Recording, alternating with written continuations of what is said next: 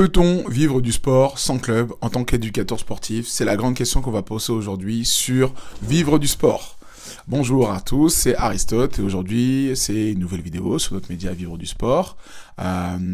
Qu'est-ce que ça veut dire vivre du sport sans club? Aujourd'hui on va se focaliser sur quelque chose qui est un peu à part. Parce que pour le coup on a parlé un peu des éléments sur les stages, les camps, les clubs, ou bien de dire je vais vivre en indépendance totale, etc. Maintenant on va avoir une autre réflexion sur en fait une autre alternative que les clubs ou que l'entrepreneuriat en tant que tel, c'est la fonction publique, tout simplement. Qu'est-ce que ça veut dire?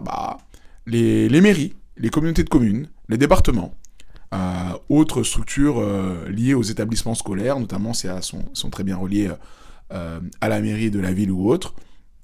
En fait, finalement, est-ce que ce ne sont pas eux les plus gros employeurs de notre secteur?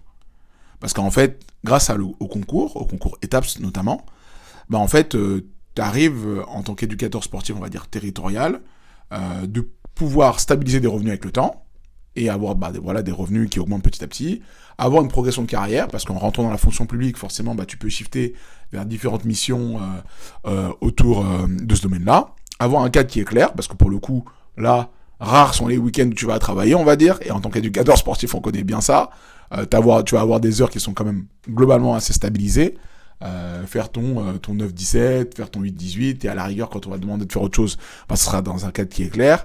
Et donc, du coup, sur la capacité que tu as à avoir cet équilibre entre guillemets vie pro, vie perso, pour le coup, ce sera plus clair. Et ensuite, derrière, avoir une vraie reconnaissance plutôt institutionnelle, dans laquelle il faudra forcément que tu fasses ta place, mais que pour le coup, tu auras une vision qui est plus tangible de ce que tu peux faire au quotidien, et durable, parce que pour le coup, il n'y a pas de dire je vais gagner le match de ce week-end pour savoir si ma place va tenir ou pas avec le temps. C'est une réflexion qui se passe notamment dans les clubs.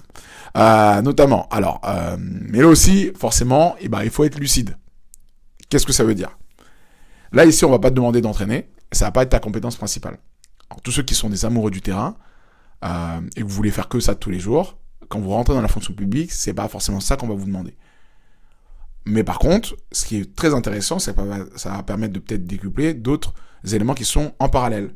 Ta vraie valeur, du coup, elle n'est pas uniquement sur le terrain, ou du moins elle est dans la capacité que tu as à donner du plaisir aux gens qui sont en face de toi, à pouvoir les encadrer en sécurité. On va pas te juger par rapport à qui tu es.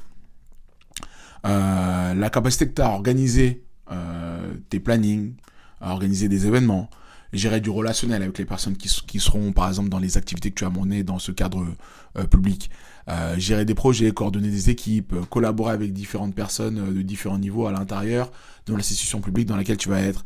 C'est ça qui va être le plus mis en avant avec le temps pour durer et pour prendre du plaisir tout simplement.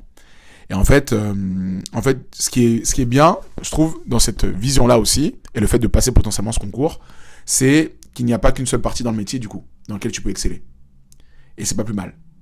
Parce que sinon, il y en a pas beaucoup qui dureraient. Et c'est ça aussi qui crée aussi ce turnover aussi gros dans le fait d'être éducateur sportif, c'est qu'en fait, on souhaite viser forcément ce qui est l'excellence. C'est pas sur le niveau ou autre, en fonction des personnes. Et qu'à un moment donné aussi, on peut être aussi en difficulté et se dire, comment en fait, moi je veux juste bien vivre de mon sport, bien vivre de ma passion, kiffer et avoir des horaires qui sont stables et pas forcément me faire trop mal non plus. Et surtout avoir cette protection dans notre milieu qui n'est pas à négliger. Et en fait,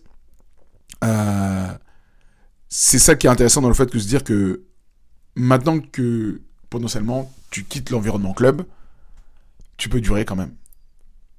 Avoir accès à des leviers bancaires, investir ou autre, mais avoir cette stabilité, vraiment c'est fiable. Et en fait, le fait d'accepter un rôle comme ça, c'est souvent accepter aussi de développer d'autres compétences, accepter aussi un autre train de vie.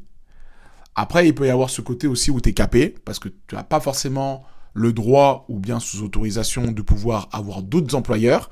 C'est ça qui est peut-être un peu plus compliqué, alors que dans le milieu des éducateurs sportifs, pour ceux qui s'en sortent le mieux, c'est souvent des slashers, des gens qui vont aller à droite, à gauche pour aller pour cumuler des emplois ou autres. Et là, pour le coup, tu aurais un seul employeur. À la rigueur, peut-être le soir, si c'est vraiment en dehors de tes heures de travail, tu peux aller coacher au niveau que tu souhaites X ou Y. Mais en tout cas, c'est ça. Et en fait, la question, c'est pas vraiment club ou pas club.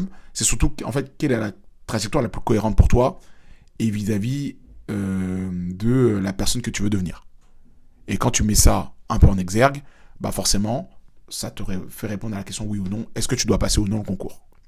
Voilà, c'était Aristote sur Vivre du sport, créer la plus grande communauté d'éducateurs sportifs possible et les aider à vivre de leur passion. À très vite pour une prochaine vidéo. Salut!